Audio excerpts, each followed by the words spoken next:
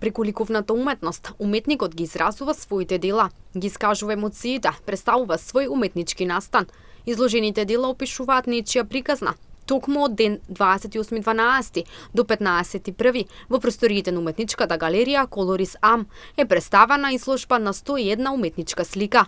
Пошто цела 2020 година се работени овие дела, има различни тематики, има слободни теми, има зададени теми, значи од пейсажи до мртви природи, до цвеќиња, космос, значи различни теми. Ние сме хуман народ и хуманоста е на многу високо ниво. Оваа ликовна изложба е продажна. Собраните парични средства ќе бидат донирани во Националното здружение Храбро срца за органодарителство. Ова е трета поред изложба на галеријата Колорис за курсистите кои го посетуваат курсот за сликање и цртање. И средствата собрани, тоа се символични суми на цени на сликите. Собраните средства ќе бидат уплатени во добротворни цели и тоа конкретно на Националното здружение Храбро срце за органодарителство кое последните 2 години жолчно се бори за подигнување на свеста кај македонскиот народ за органодарителството.